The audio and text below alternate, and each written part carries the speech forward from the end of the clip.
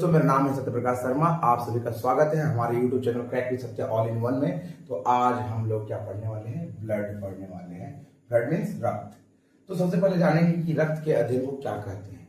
रक्त, आखिरकार रक्त का जो अध्ययन होता है वो क्या कहलाता है? Study of blood. क्या कहते हैं इसको? सेरोलॉजी। क्या बोलते हैं? सेरोलॉजी। या इसी को एक और चीज बोलते हैं, हेमेटोलॉजी। क्या बोलते हैं? हेमेटोलॉजी। अर्थात पूछा जाएगा प्रश्न यहाँ पर एग्जाम में क्या चीज कि रक्त के अध्ययन को क्या कहा जाता है? तो सेरोलॉजी या हेमेटोलॉजी। तो दोनों से आपको जो अच्छा लगे वो दीजिएगा। एग्जाम में देखिए ऑप्शन तो दोनों में से कोई एक ही रहेगा। ठीक, अब देखिए ब्लड का प्रकृति क्या है? ब्लड का प्रकृति यानी कि प्रकृति ऑफ रक्त, यानी किसका? रक्त का प्रकृति। तो प्रकृति क्या होता है? कोलाइड। क्या होता है इसका प्रकृति? कोलाइड प्रकृति का होता है। कोलाइड क्या होता है? कोलाइड है क्या? कोलाइड का मतलब होता है जब किसी चीज को हम लोग छानते हैं, ठीक, तो छानने के बाद वो पूर्ण रूप से इस पार से उस पार नहीं होता, बल्कि उसमें कुछ अवशेष के रूप में ऊपर रह जाता है। अर्थात उसमें कुछ ऐसे पार्टिकल्स होते हैं, बड़े बड़े पार्टिकल्स, जो छनकर इस पार से उस पार नहीं जाते, अर्थात उसको पूर्ण रूप से छाना नहीं जा सकता। जैसे एग्जाम्पल के तौर पर दूध को जब हम लोग छानते हैं तो दूध का जो मलाई है वो ऊपर रह जाता है और सिर्फ दूध ही नीचे जा पाता है, अर्थात वसीय भाग ऊपर रह जाता है। वैसे ही जब हम लोग ब्लड को भी छानते हैं तो ब्लड का भी पूर्ण पार्टिकल जो है वो इस बार से उस बार नहीं होता, कुछ मात्रा में कुछ जो कठोर पदार्थ और कणों वाला पदार्थ जो होता है वो ऊपर रह जाता है। इसे अगर कपड़ा वपड़ा से या कुछ से भी छानते हैं तो कोलाइड का मतलब समझ आ गया होगा। अब ब्लड का प्रकृति में एक और चीज आएगी, ये क्षार प्रकृति का होता है। कैसा प्रकृति का होता है? क्षार प्रकृति। और ये क्षार जो होता है, ब्लड का जो पीएच मान होता है 7.4 होता है। कितना होता है? ब्लड का पीएच मान कितना होता है? 7.4 होता है। उसके अलावा अगर बात किया जाए तो ब्लड जो है एक उत्तक भी है। कैसा है? टिश्यू। माने कैसा उत्तक ही है? अगर बात किया जाए ब्लड तो उत्तक है, तो कैसा उत्तक है? ये एक संयोजी उत्तक है। कैसा उत्तक है? संयोजी उत्तक, अर्थात कनेक्टिंग टिश्यू। कैसा टिश्यू है? कनेक्टिंग टिश्यू है। अब बोले संयोजी उत्तक किसे कहा जाता है? ऐसे हम उत्तक पढ़ा चुके ऑलरेडी। मेरा पहले एक आप लोग मैंने जो प्लेलिस्ट है वीडियो का, आप उसमें देख सकते हैं, उत्तक पढ़ाए बोल रहे थे। तो संयोजी उत्तक जो है, उस संयोजी उत्तक को किसको बोलेंगे? पूरा बॉडी को कनेक्ट करे। अर्थात देखिए ब्लड क्या काम करता है? पूरा बॉडी को कहीं ना कहीं कनेक्ट करने का काम करता है। इसीलिए ब्लड को हम क्या बोलेंगे?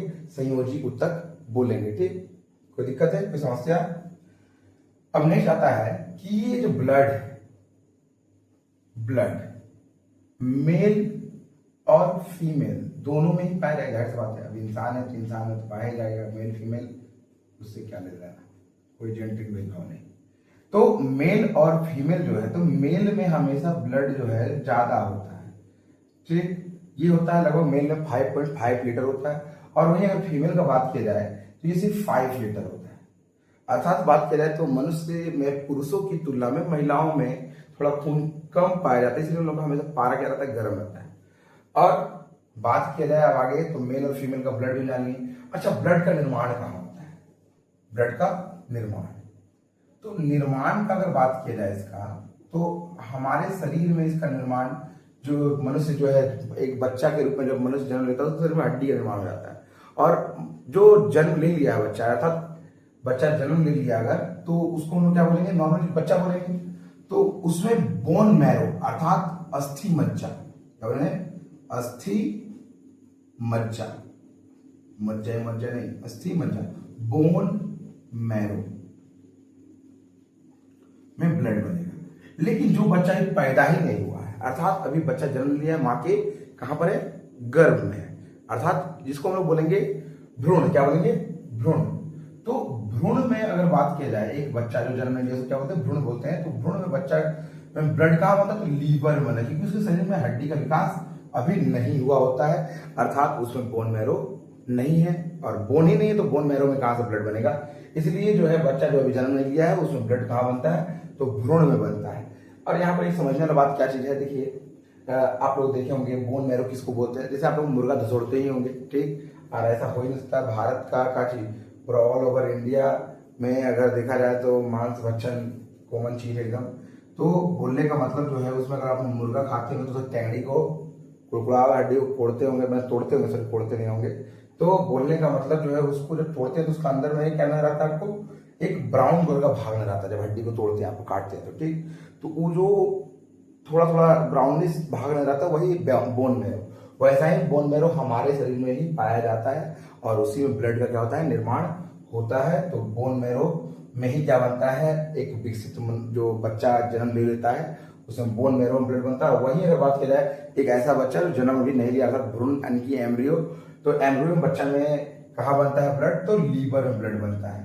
यानी किस का निर्माण, तो ब्लड का निर्माण कहाँ होता है, तो मालूम चलिए हम लोग क्या क्या जान लिए अभी तक। देखिए ब्लड जो है उसका स्टडी क्या कहलाता है, सेरोलॉजी और हेमेटोलॉजी, दोनों में से कुछ भी बोलिए कोई दिक्कत नहीं है। उसके बाद प्रकृति में बात की जाए तो कोलाइड प्रकृति का होता है, क्षारीय प्रकृति का होता है। और ब्लड का पीएच मान कितना होता है, 7.4। अगर किसी चीज का पीएच मान 7 से ज्यादा है तो क्षार होता है, 7 से कम है तो क्या होगा, अम्लीय होगा। और अगर एकदम 7 है तो उदासीन है, अर्थात उसका ना प्रकृति क्षार है ना क्या चीज है, अम्ल है। तो इस तरह से अगर देखा जाए तो पीएच मान 7 किसका होता है, तो जल का होता है, ठीक। और पीएच मान 7 से कम किसका होता है, अम्ल का होता है। और वही चीज बात की जाए तो ब्लड एक क्षार है, अर्थात इसका पीएच मान 7 से ज्यादा होगा, 7.4 है। और ब्लड क्या करता है, पूरा बॉडी को कनेक्ट करने का काम करता है। इसलिए हम लोग बोल सकते हैं क्या चीज, ये ब्लड क्या चीज है, एक संयोजी ऊतक है, अर्थात कनेक्टिंग टिश्यू है। अब बात करें ब्लड का मात्रा जो मेल में कितना है, तो 5.5 लीटर बोल सकते हैं। किसी किसी मनुष्य में ज्यादा भी हो सकता है, कम से, लेकिन ये लगभग में 5.5 लीटर होता है। और वही महिलाओं में कितना होता है, 5 लीटर होता है, अर्थात पुरुषों की तुलना में आधा लीटर कम होता है। इसका मेन कारण है कि महिलाओं में हीमोग्लोबिन का मात्रा थोड़ा कम पाया जाता है और इसी कारण जो है उन लोगों में ब्लड का मात्रा भी क्या होता है, कम होता है। अब बात करेंगे हम लोग कि जो ब्लड है उसका स्टोरेज के बारे में बात करेंगे। तो ब्लड का स्टोरेज कहाँ होता है हमारे शरीर में। अब कोई तो हृदय में तो ब्लड का स्टोरेज होगा नहीं, कि हृदय का तो काम क्या है, ब्लड को पंप करके पूरा बॉडी में पहुंचाना, ना कि ब्लड को स्टोर करना। तो हम लोग का जो पेट अर्थात स्टमक जो है, ठीक, उसका एक भाग का नाम है पलीहा। क्या नाम है, पलीहा, स्प्लीन। वहां पर ब्लड को जमा करके रखा जाता है। इसको हम लोग ब्लड बैंक के नाम से भी जानते हैं, किसको, इस पलीहा को या स्प्लीन को। और बात किया जाएगा तो इसको हम लोग क्या बोलते हैं, ग्रेवयार्ड भी बोलते हैं, कि कब्र भी बोलते हैं। क्यों, क्योंकि जब हम लोग का आरबीसी जब खत्म होता है, जब मरता है, तो वो कहाँ जाकर जमा होता है, तो हम लोग को पलीहा में ही जाकर जमा होता है।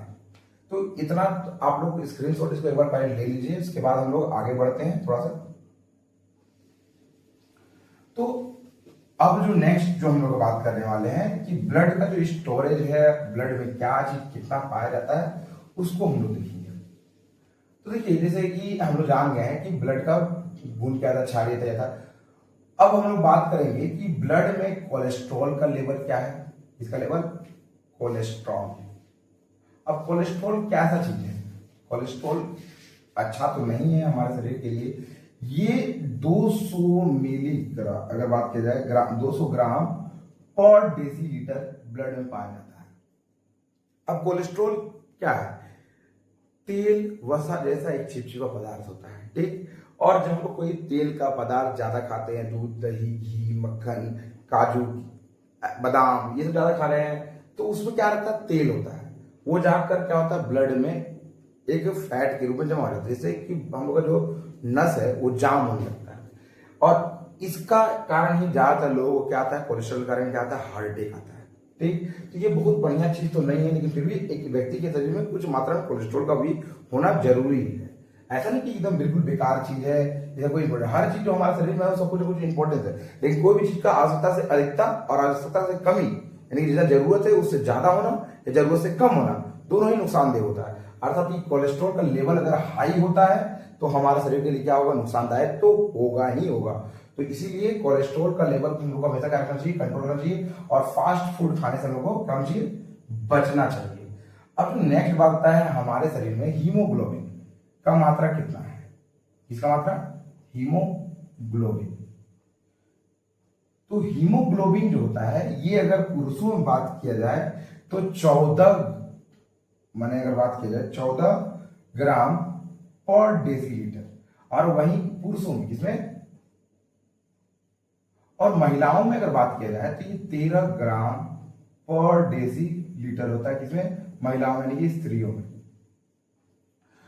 हीमोग्लोबिन अगर देखा जाए तो मेनली इसमें आयरन क्या पाया जाता है, आयरन। पूछेगा हीमोग्लोबिन का मुख्य अवयव जो है उसका रंग, जो हीमोग्लोबिन का रंग, ब्लड का रंग एक्चुअल में लाल होता है, हमको पता ही है, ठीक। यानी कि रक्त का रंग क्या करता है, लाल करता है।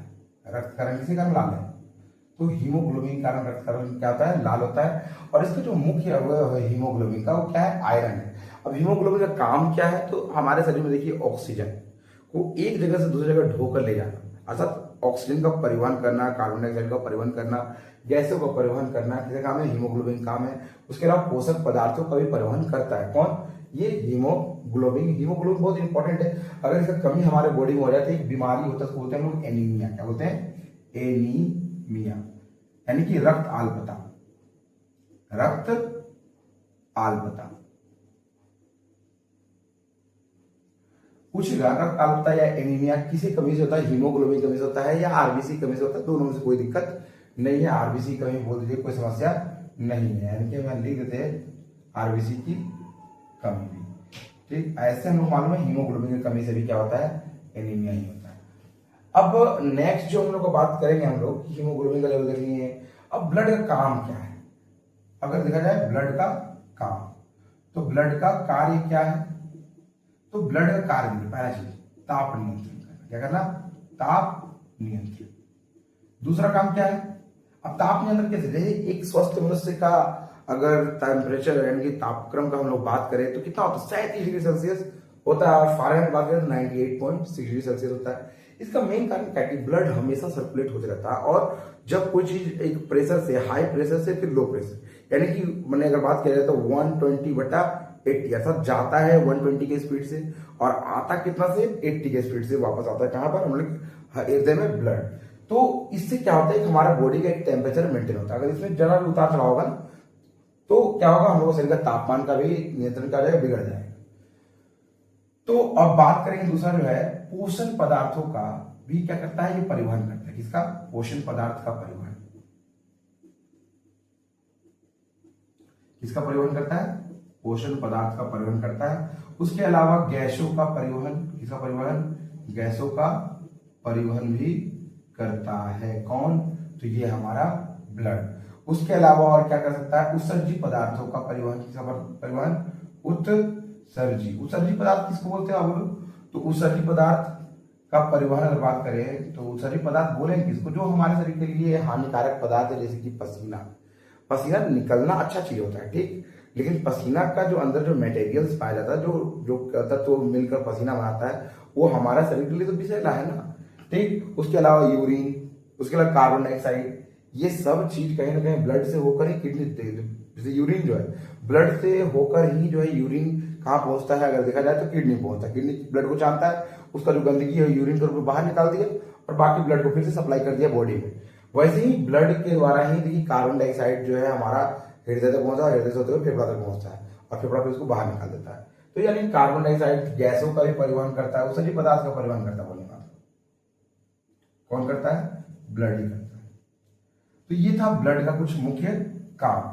अब नेक्स्ट बात करेंगे हम लोग कि रक्त जो है मुख्य रूप से किन चीजों से बना है, बनता कहां है, हम देख लेंगे कि भाई बोन मैरो में बनता है, ठीक, और जो बच्चा जन्म किया उसमें लीवर बनता है। लेकिन अब रक्त एक्चुअली बना क्या चीज से, मतलब क्या क्या मिला है आपस में कि रक्त बन गया हमारे शरीर में। तो पहले इसका आप लोग कह लीजिए और छोटा सा स्क्रीनशॉट ले लीजिए ताकि आप लोगों को समझने में कोई समस्या नहीं होगा, ठीक। नेक्स्ट जो बात आता है हम लोग का, नेक्स्ट जो बात आता है हम लोग का वो क्या आता है कि देखिए रक्त जो है मेनली देखा जाए दो कंपोनेंट है, एक लिक्विड कंपोनेंट और दूसरा जो है क्या चीज, सॉलिड पार्टिकल्स या कुछ कठोर कण से बना हुआ, ठीक। तो पहले जो इसका लिक्विड पार्टिकल्स में आता है प्लाज्मा, क्या आता है, प्लाज्मा। अब प्लाज्मा जो है अगर बात की जाए तो ये पूरा ब्लड का 60%, पूरा ब्लड का अगर पूछा जाए तो प्लाज्मा कितना परसेंट है, 60% होता है। और प्लाज्मा के भी मुख्य दो अवयव है, कितने अवयव है, दो अवयव है। एक का नाम है फाइब्रोनोजेन, क्या नाम है, फाइब्रोनोजेन, क्या नाम है, फाइब्रोनोजेन। और दूसरा का नाम क्या है, प्रोथ्रोम्बिन, प्रोथ्रोम्बिन या प्रोथ्रोम्बिन। अब ये दो चीजें, उसके अलावा हम लोग बात करेंगे प्लाज्मा और क्या चीज है, अगर प्लाज्मा का 90% भाग बोला जाए तो क्या है, जल है। क्या है, जल। 7% भाग अगर बात की जाए तो क्या है, तो प्रोटीन्स है। क्या है, प्रोटीन। और 3% भाग में क्या है, इलेक्ट्रोलाइट्स। क्या है, इलेक्ट्रोलाइट्स।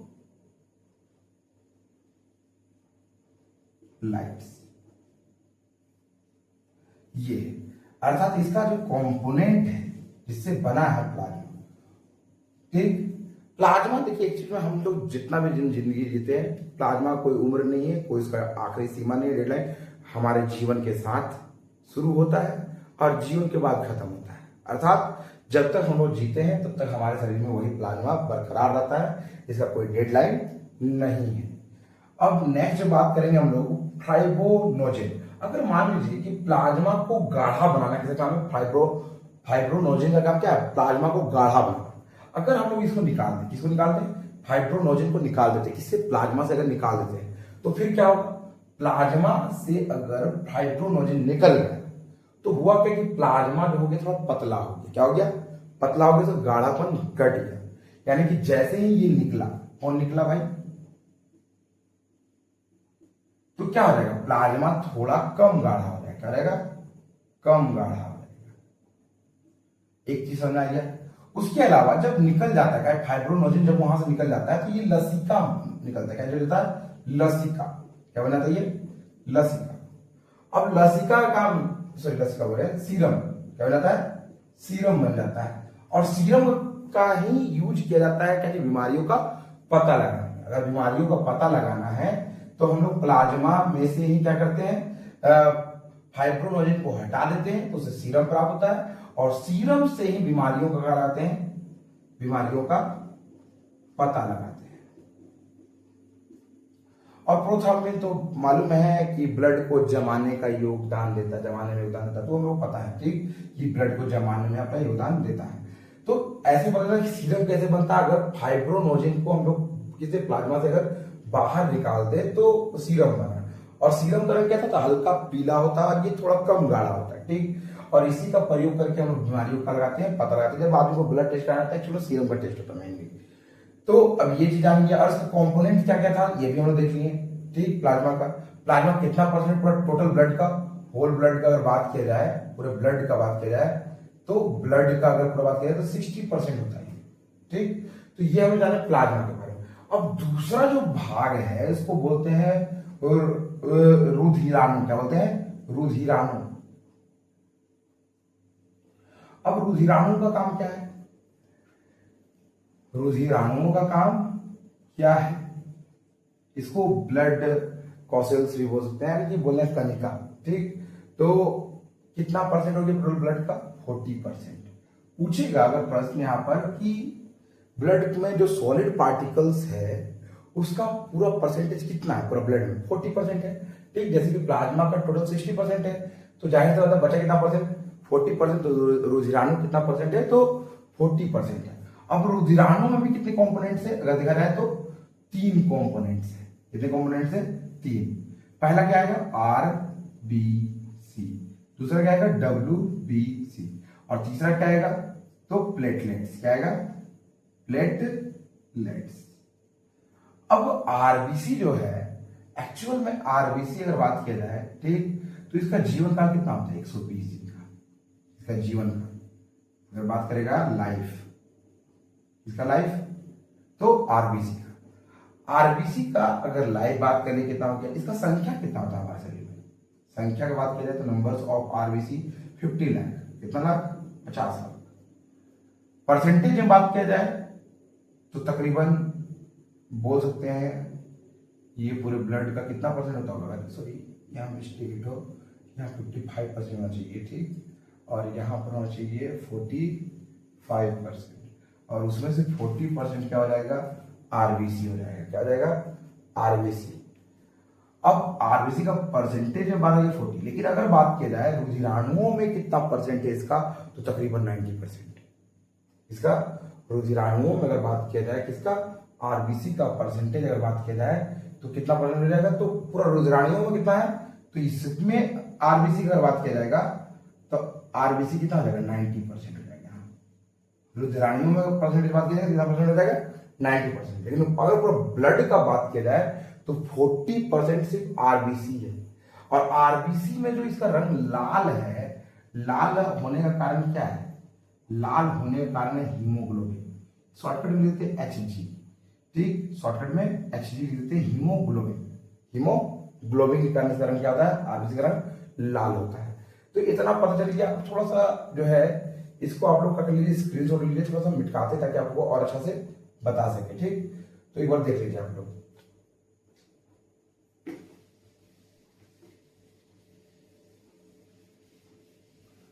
तो अब हम लोग देखेंगे आरबीसी के बारे में, थोड़ा डिटेल में देखते हैं। आरबीसी जो है वो अगर बात किया जाए तो आरबीसी का आकार कैसा होता है? पहले बात करेंगे का आकार। इसका आकार क्या होता है? गोल होता है। ठीक, तो गोल होता है, लेकिन एक जीव है जैसे कि ऊंट, ऊंट में इसका आकार क्या होता है? अंडाकार होता है। पूछेगा कि किस जीव में आरबीसी का आकार अंडाकार होता है? तो आरबीसी का आकार अंडाकार ऊंट में पाया जाता है। अब उससे फायदा क्या है? उसको कम पानी में भी वो सर्वाइव कर पाता है, उसका मैंने जो ब्लड का गति है वो बना रहता है अंडाकार होने का। लेकिन हम लोग का शरीर में जैसे ही ब्लड मैंने पानी की कमी होता है और क्या की कमी होता है, थोड़ा सा ब्लड कमी होता है, तो हम लोग खत्म, बस बेहोश। ठीक, लेकिन यही चीज वो सर्वाइव कर जाता है। कौन? ऊंट। कैसे सर्वाइव कर जाता है? क्योंकि उसका जो आरबीसी का आकार क्या है? अंडाकार है। इस कारण से तो आरबीसी उसकी लाइफ स्टाइल में, उसके एडप्टेशन में बहुत बढ़िया भूमिका, बहुत बड़ा भूमिका निभाता है। ठीक, तो अब आरबीसी का आकार तो पता चलिए कि गोल होता है। उसके अलावा अगर बात किया जाएगा, एक माउंटेनियर जब एक माउंटेन के ऊपर का तरफ जाता है तो उसका आरबीसी का आकार मतलब अब साइज ऑफ आरबीसी यानी कि साइज ऑफ आरबीसी क्या रहता है? बढ़ जाता है। ठीक, ऊंचाई के साथ क्या हो जाएगा? बढ़ जाएगा। अगर कोई पर्वतारोही ऊपर से कहां आ रहा, नीचे आ रहा, तो उसका आरबीसी का आकार क्या हो जाएगा? आरबीसी का आकार क्या हो जाएगा? छोटा हो जाएगा। क्या हो जाएगा? छोटा। कम तो नहीं बोलेंगे, कम भी बोल सकते हैं कि कम हो जाएगा, आकार छोटा हो जाएगा। ठीक, छोटा हो जाता है उसका आकार, इतना याद रखिएगा। क्या हो जाएगा? अगर हम लोग ऊपर जाएंगे तो आरबीसी का आकार क्या होगा? बढ़ेगा, और नीचे आएंगे तो क्या होगा? आकार। अब सपोज दैट एक आरबीसी का आकार बढ़ने लगा तो क्या होगा? अब शरीर का हम लोग नस का तो एक साइज लिमिटेड है। अब हम लोग ऊपर जा रहे हैं तो हम लोग का इसका मतलब क्या होगा कि ब्लड को सर्कुलेट होने का होगा, प्रॉब्लम होगा। इसीलिए ऊंचाई पर जाने पर क्या होता है? हम लोग थोड़ा सा माथा भारी भारी होने लगता है, थोड़ा सा फील होता है कि भारीपन शरीर फील होने लगता है और ब्लड सर्कुलेशन थोड़ा धीमा पड़ जाता है। और वही चीज नीचे आते हैं हम जैसे नॉर्मल जमीन पर प्लेन में है तो हम लोग का ब्लड सर्कुलेशन सही रहता है। अब बात करते हैं क्या चीज का हम लोग कि इसमें क्या पाया जाता है क्या नहीं। तो आरबीसी में एक चीज याद रखिएगा, केंद्रक नहीं होता। क्या नहीं होता है? आरबीसी में क्या नहीं होता है? केंद्रक नहीं होता है। आरबीसी में क्या नहीं होता है? केंद्रक नहीं। अब केंद्रक नहीं तो इससे डीएनए टेस्ट नहीं, कैसे नहीं हो पाएगा? डीएनए टेस्ट नहीं कर पाएंगे हम लोग। यानी कि आरबीसी की सहायता से किसी को का भी हम लोग डीएनए को ज्ञात नहीं कर सकते हैं। कारण क्या है? कि उसमें केंद्रक नहीं होता। केंद्रक के अंदर ही क्या पाया जाता है? गुणसूत्र पाया जाता है, उसके अलावा जीन पाया जाता है। सो अगर जब हमारे पास गुणसूत्र ही नहीं है, जीन ही नहीं है, तो भला डीएनए हम लोग कैसे निकाल सकते हैं? इसलिए डीएनए टेस्ट नहीं हो पाएगा। किससे? आरबीसी से। इसके लिए डीएनए टेस्ट नहीं हो पाएगा। अब बात करेंगे, देखिए लाइसोसोम भी नहीं पाया जाता है इसमें। क्या नहीं पाया जाता है? लाइसोसोम नहीं पाया जाता है। अर्थात अगर ये मर गया, अगर आरबीसी, ये ऐसी तैरते रह जाएगा हम लोग ब्लड में, क्योंकि ब्लड में सर्कुलेट हो जाएगा, इसलिए इसका लिए एक जगह है जहां पर ये क्या होता है? जमा हो जाता है। आरबीसी मरने के बाद जमा कहाँ होता है? तो पलीहा में। कहाँ होता है? पलीहा में जमा। अब इसका जीवन काल हम पहले बता देंगे कितना दिन का होता है इसका जीवन काल।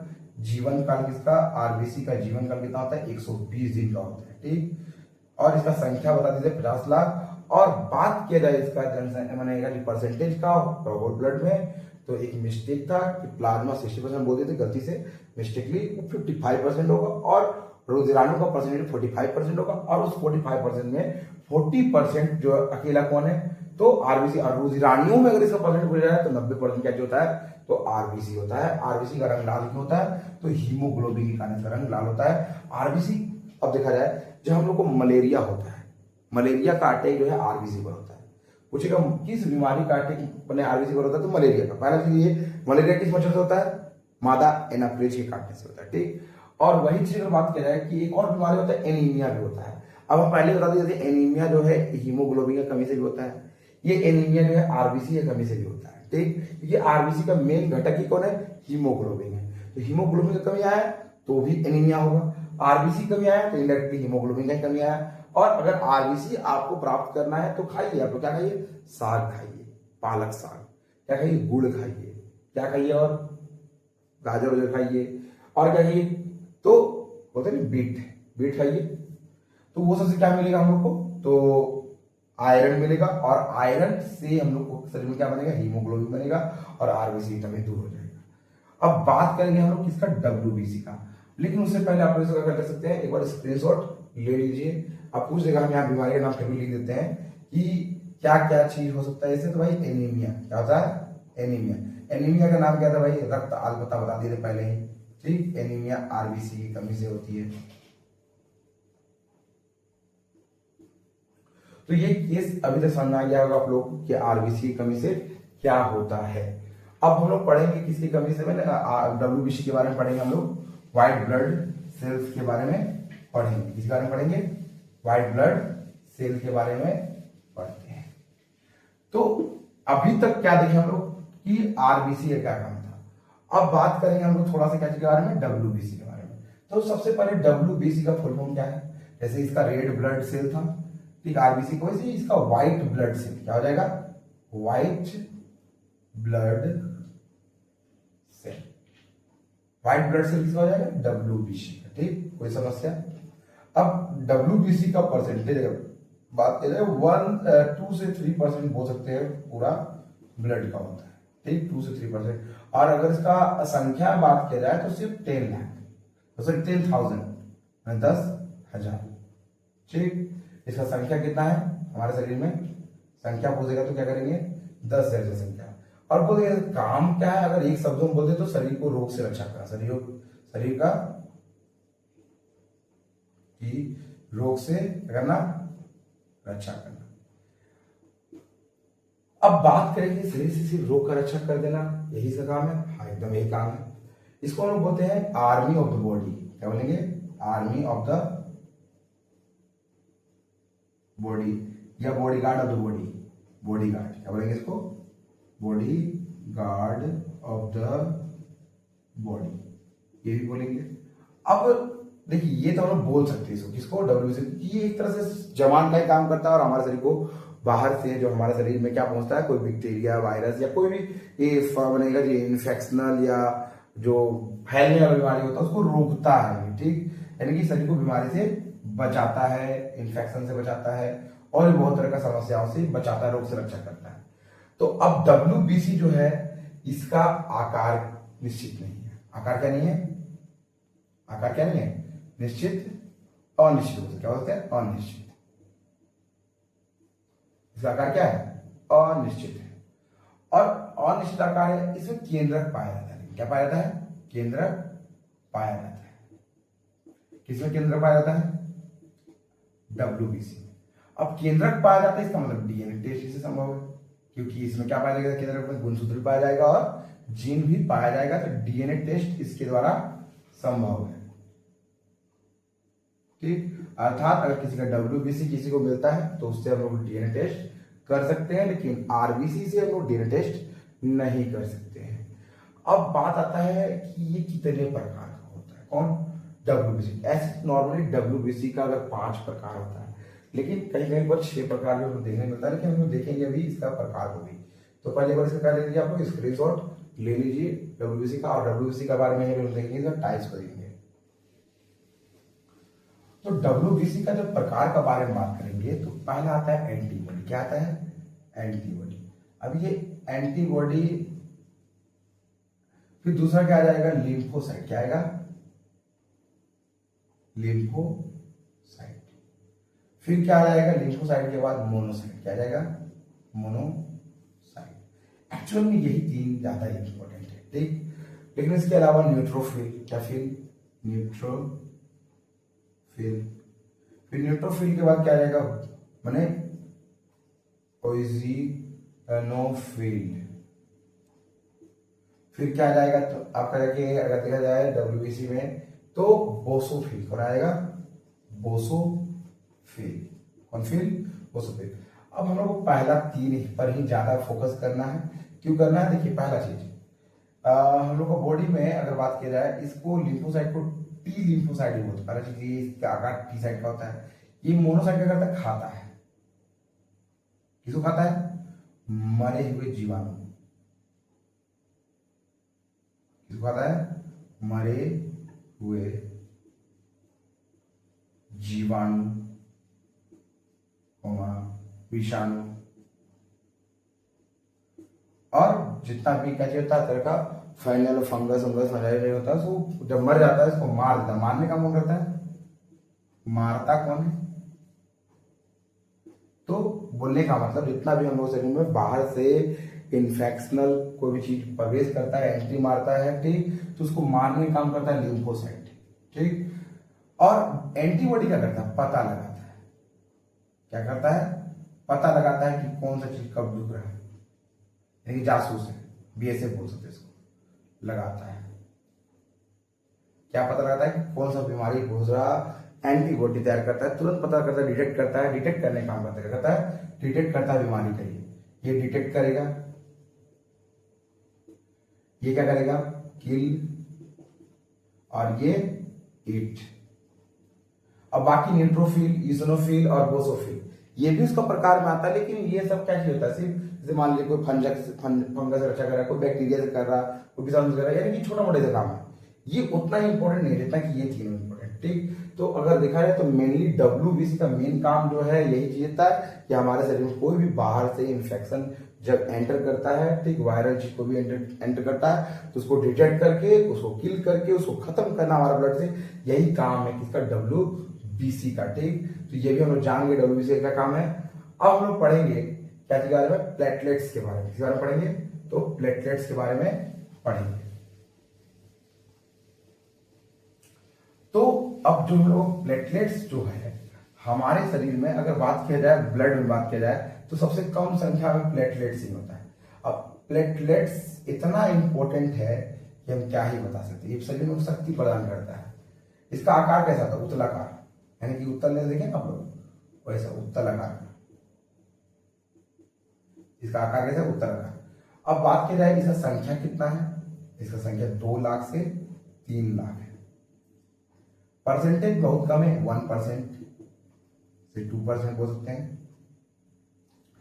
अब देखिए एक चीज तो हम बताए नहीं आप लोगों को कि देखिए डब्ल्यूबीसी का जो जीवन काल होता है वो 4 दिन का होता है। कितना दिन का होता है? 4 दिन। अब कहीं 4 से 7 भी देता तो गलत नहीं है, ठीक। 4 से 7 दिन बोल सकते। किसका?